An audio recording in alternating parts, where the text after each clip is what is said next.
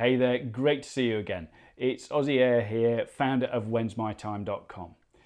You know, I let fear keep me in a job I hated for 12 years and in a job I barely tolerated for a further 20 years. And it's my mission to make sure that that doesn't happen to you. Now, today I want to talk to you about the difference between being broke and being poor.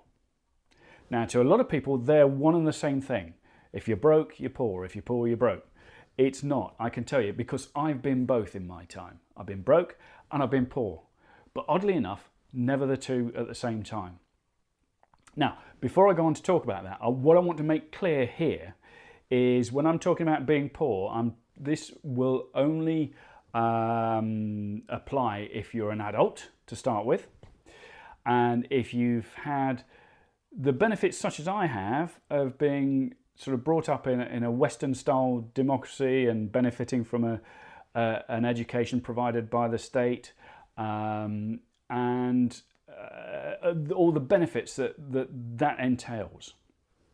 What I'm not talking about is the dreadful scourge of child poverty or poverty in generally poor nations. What I'm talking about is if you're in those circumstances, if you've had all the privileges that entails, that you're brought up in a wealthy country that is a democracy and you've had the benefits of an education.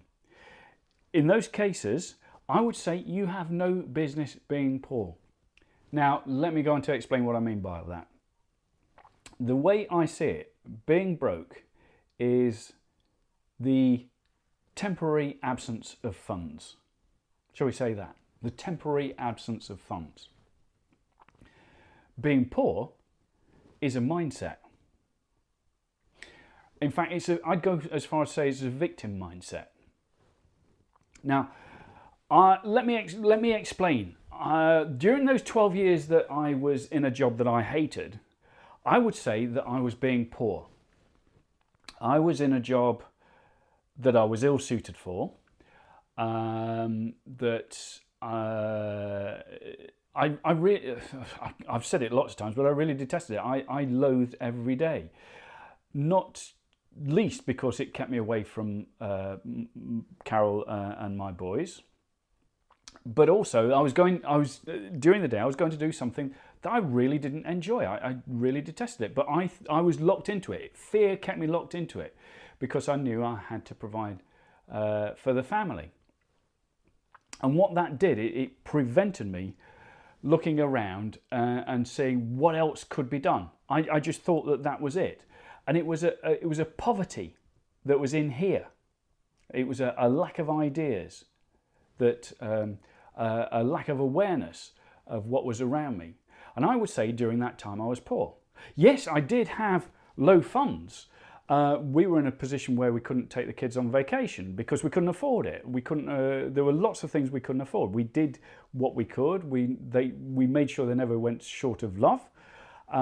So we made sure that they got the most important things in life. But I always remember going back to when my oldest was very small.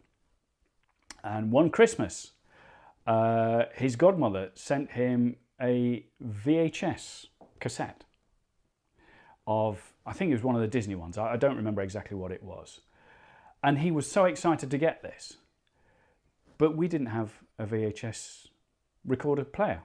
We just didn't have one. We couldn't have, we didn't have the money for one. And that day in the afternoon, and it's making me quite emotional now thinking back to it. He would have been about 2 or 3 at the time. That day in the afternoon, he sat on the sofa and he laid one cushion flat and propped another cushion up behind it. Yeah? And so he sort of got this arrangement. And underneath this flat cushion, he pushed the VHS cassette and played at watching it. The upright cushion was the screen, was the TV screen that he was watching it on. And I cried. Because here was this child, he was so happy with his VHS cassette that he couldn't actually watch. He was playing watching it.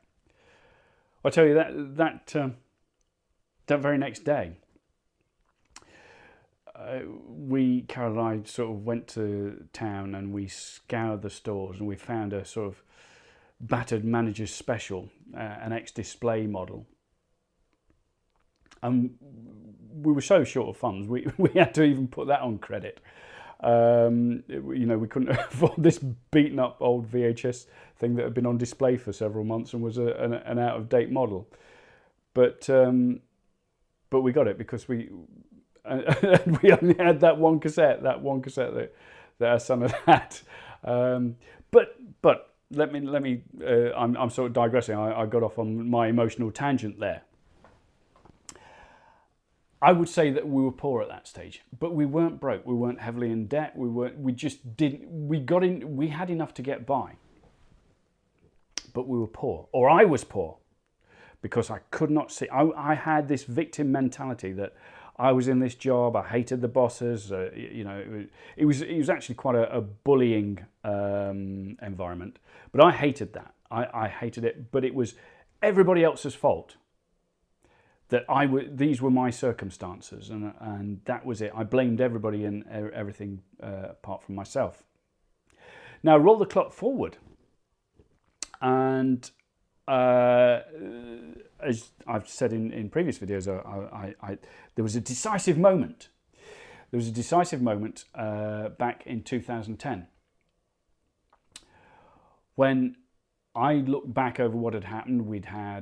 I'd lost my mother that same year, and we'd had several friends diagnosed in very short order. Several friends diagnosed with cancer. And that sort of thing brings you up sharp, and you start thinking, well, hang on a minute, the clock's ticking. And I asked that question, when's my time? When's my time to do what I want to do? When's my time to be what I want to be the person I want to be, to live the life I want to live? When's my time? And it was at that time that this was all born. I didn't know it at the time, but that was the moment. Within 6 months of that, I had quit my job. Now, I won't go into too much details, but I sort of got involved with a guy who promised to train me and a lot of other people how to make a living online. And we paid him what for me was an enormous sum of money. But I'd worked out, when I quit my job, I'd worked out that I could sort of live, and support the family for a year before income started to come in. So I'd sort of engineered by that time what I would say is quite a strong position.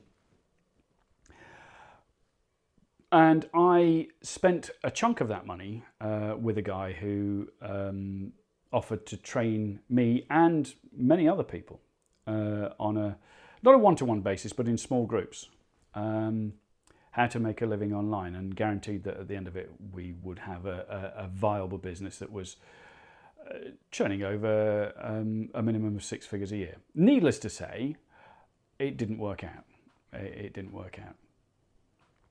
Now, again, I won't go into too much details, but I decided not to pursue. I mean, we were told we had a very strong legal case, but I figured, well, I can spend my time building a case against him, or I can spend my time trying to build a business. So I chose the latter, and I'm glad I did, even though it didn't work out, or initially it didn't work out, because that was a proving ground for me, a testing ground for me, and an education for me. And within a couple of years, I'd pretty much gone broke. But I wasn't poor. Now here's why. I was in control. All of the decisions were mine. I was there. I accepted that, even sort of throwing my lot in with this guy who let us down quite badly, I accepted that that was my decision to throw my lot in with him. I accepted that it was my decision to give up work before I'd got a proven business model working for us. Because I did it because I thought it would hasten things along. Had it worked, it would have done. It didn't work, but it was my decision. Now, the being broke thing, we were temporarily out of funds. But note that word, temporarily, because I was taking control. I was in control. Sure, it was uncomfortable. It was very uncomfortable. But I knew it was as a result of my decisions, and if I wanted that to change, and it was as a result of my best decisions to that date, my best decisions to that date. Now, if I wanted those circumstances to change, I had to learn, and pretty damn quickly, how to take and make better decisions. Does that make sense? So it was within my control. I wasn't poor. I was broke. I was temporarily out of funds. And that shift has allowed me to build my business. That shift allowed me to diversify and use what I'd learnt so far into different areas I'd never dreamt of. One of the areas that I make my money, believe it or not, is in voiceovers and in animated videos. I make animated videos. I make fewer of them now because I've got other interests, but I'll be perfectly honest, that kept us afloat for a while, the animated video business. And up until that point, I had never even dreamt of making an animated video. But I did it. So look, I hope in my rather ham-fisted way, I've been able to explain the difference between being broke and being poor. It's okay to be broke. It's uncomfortable, but it's okay because it's temporary. Being poor is a mindset, and it's a mindset, if you're not very careful, that will last a lifetime. So I hope that's been useful to you. If it has, leave me a comment below here. Subscribe to the channel. That way you won't miss out whenever I put another video up on YouTube.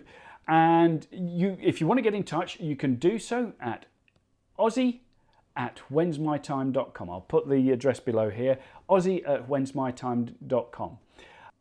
Oh, and very shortly, it may already have happened by the time you watch this, but I'll be launching a podcast. So you can head over to iTunes and subscribe to the When's My Time podcast over there, and help other people find it by leaving me a 5-star review.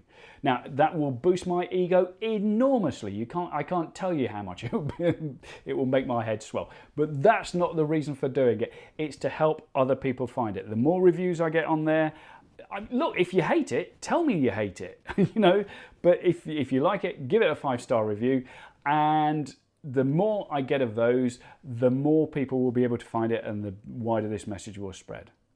Okay, I've been Aussie, founder of whensmytime.com, and remember, your time is now.